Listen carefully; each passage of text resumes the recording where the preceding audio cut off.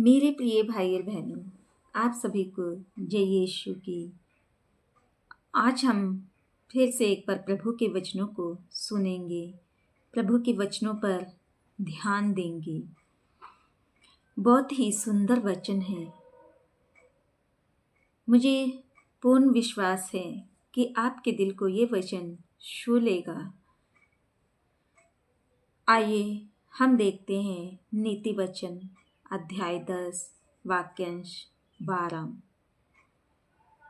अध्याय 10 वाक्यांश 12।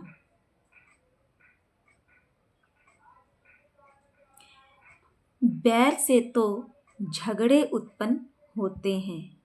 बैर से तो झगड़े उत्पन्न होते हैं, परंतु प्रेम सब अपराधों को ढांप लेता है। आपने ये वचन सुना। ये बहुत ही सुंदर वचन है हमारे जीवन के लिए। प्रेम की शक्ति बैर नहीं, प्रेम से संसार जीतो। प्रेम जो सब अपराधों को ढांप लेता है। प्रेम जो सब अपराधों को ढांप लेता है। मेरे प्रिय भाई और बहनों, हम एक छोटी सी कहानी पर नजर डालेंगे। एक बार दो दोस्त होते हैं। उन दोनों दोस्त एक दूसरे के गहरे मित्र होते हैं। उनमें बहुत ही गहरा प्रेम होता है। एक बार उन दोनों में बात हुई कि हम रेगिस्तान की ओर चलेंगे, यात्रा करेंगे। रास्ते में किसी बात पर दोनों में झगड़ा हो गया। गुस्से में राज ने मोहन को थप्पड़ मार दिया। गुस्से में क्या किया? राज ने मोहन पर थप्पड़ मार दिया। मोहन को बहुत दुख हुआ, लेकिन उसने कुछ नहीं कहा। उसने रेत पर लिखा, आज मेरे सबसे अच्छे मित्र ने मुझे थप्पड़ मारा। क्या लिखा? आज मेरे सबसे अच्छे मित्र ने मुझे थप्पड़ मारा।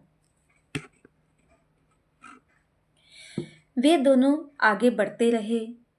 कुछ देर बाद उन्हें एक जल का स्थान मिला और दोनों ने वहां स्नान करने का सोचा, पर अचानक मोहन का पैर फिसल गया और वह पानी में डूब गया। राज ने तुरंत कूदकर उसकी जान बचा ली। जब मोहन ठीक हुआ तो उसने एक पत्थर पर लिखा, आज मेरे सबसे अच्छे दोस्त ने मेरी जान बचा ली। आज मेरे सबसे अच्छे दोस्त ने मेरी जान बचा ली। उसने कहाँ पर लिखा? एक पत्थर पर लिखा।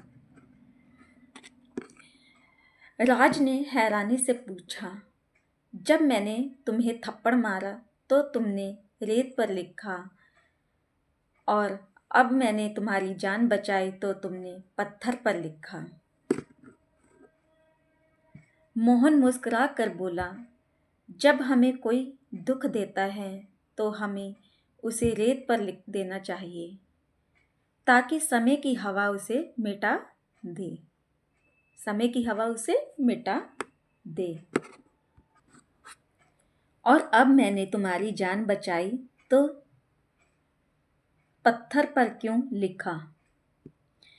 मोहन मुस्कुरा कर बोला,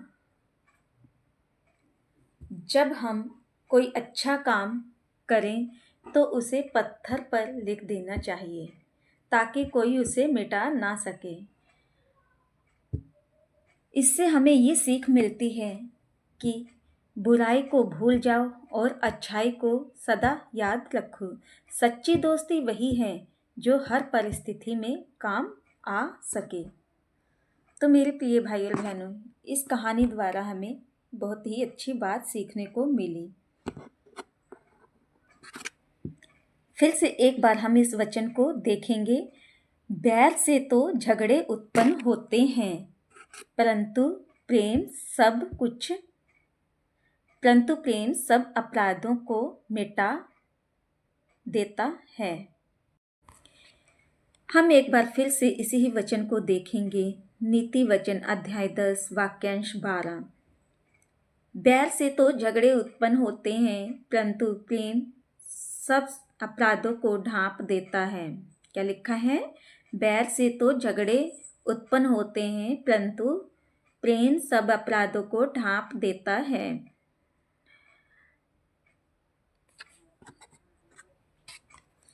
बैर यानी मन में किसी के प्रति दोष, नफरत या बदला लेने की भावना। ये भावना झगड़े, कलह और टूटे रिश्तों में जड़ होती है। बाइबल में कहा गया है, जो अपने भाई से बैर रखता है वह अंधकार में रहता है। बाइबल में क्या कहा गया है? जो अपने भाई से बैर रखता है वह अंधकार में रहता है। ये हम पढ़ते हैं पहला यूहन्ना उसके 2 अध्याय वाक्यांश 9 में। हम देखेंगे कैन और हाबिल की कहानी। बैर हत्या तक पहुंचा देता है। बैर कहाँ तक पहुंचा देता है? हत्या तक पहुंचा देता है। आपने कैन और हाबिल की कहानी सुनी होगी। आदम और हवा के 2 बेटे थे। आदम और हवा के 2 बेटे थे, कैन और हाबिल। हाबिल अपनी भेड़ों की देखभाल करता था और कैन खेती करता था। एक दिन दोनों ने परमेश्वर को भेंट चढ़ाई। हाबिल ने अपनी भेड़ों से सबसे अच्छी भेंट परमेश्वर को दी और कैन ने अपने खेत की उपज से कुछ हिस्सा दिया। परमेश्वर ने हाबिल की भेंट को स्वीकार किया, लेकिन कैन की भेंट को स्वीकार नहीं किया। यह देखकर कैन बहुत गुस्सा और जलन से भर गया। कैन को क्या हुआ? गुस्सा और जलन होने लगी। परमेश्वर ने कहा, कैन, तू क्यों क्रोधित है? तू भला करेगा तो क्या तेरा मुख ना उठेगा? लेकिन कैन ने अपने गुस्से पर काबू नहीं पाया। एक दिन वह अपने भाई हाबिल को खेत में ले गया और गुस्से में आकर उसे मार दिया। परमेश्वर ने पूछा, कैन, तेरा भाई हाबिल कहाँ है? कैन बोला, क्या मैं अपने भाई का रखवाला हूँ? कैन ने क्या उत्तर दिया? क्या मैं अपने भाई का रखवाला हूँ? तब परमेश्वर ने कहा, तेरे भाई का लहू जमीन से मेरी ओर पुकार रहा है। परमेश्वर ने क्या उत्तर दिया? कहा, तेरे भाई का लहू जमीन से मेरी ओर पुकार रहा है और कैन को पृथ्वी पर भटकने वाला बना दिया। कैन को क्या कर दिया? पृथ्वी पर भटकने वाला बना दिया। इससे हमें यह सीख मिलती है, बैर और ईर्ष्या से केवल विनाश होता है। बैर और ईर्ष्या से क्या होता है? विनाश होता है। प्रेम और आज्ञाकारिता से परमेश्वर प्रसन्न होता है। प्रेम और आज्ञाकारिता से परमेश्वर क्या होता है? प्रसन्न होता है। हमें अपने गुस्से पर नियंत्रण रखना चाहिए। हमें क्या करना चाहिए? अपने गुस्से पर नियंत्रण रखना चाहिए, क्योंकि बैर झगड़ा लाता है पर प्रेम क्षमा सिखाता है। बैर झगड़ा लाता है और प्रेम क्षमा सिखाता है। मेरे प्रिय भाई और बहनों, आपने देखा होगा बैर के क्या परिणाम होते हैं। बैर के क्या क्या परिणाम होते हैं? परिवार टूट जाते हैं, दोस्ती खत्म हो जाती है, समाज में हिंसा फैलती है। ये आत्मिक शांति और परमेश्वर की उपस्थिति को दूर कर देता है। एक उदाहरण, यूसुफ के भाइयों का बैर, परंतु अंत में प्रेम ने सब कुछ बदल दिया। प्रेम ने क्या कर दिया? सब कुछ बदल दिया। प्रेम की शक्ति। प्रेम वह शक्ति है जो सबसे कठिन हृदय को भी बदल सकती है। प्रेम वह शक्ति है जो सबसे कठिन हृदय को भी बदल सकती है। परमेश्वर ने स्वयं प्रेम दिखाया। परमेश्वर ने क्या किया? स्वयं प्रेम दिखाया। क्योंकि परमेश्वर ने जगत से ऐसा प्रेम रखा कि उसने अपना इकलौता पुत्र दे दिया। प्रेम क्षमा करना सिखाता है, बैर मिटाता है। यीशु ने क्रूस पर कहा, हे पिता, इन्हें क्षमा कर, क्योंकि ये नहीं जानते कि ये क्या कर रहे हैं। प्रेम वह ढाल है जो अपराधों को ढांप देता है, यानी दूसरों की गलतियों पर दया दिखाता है।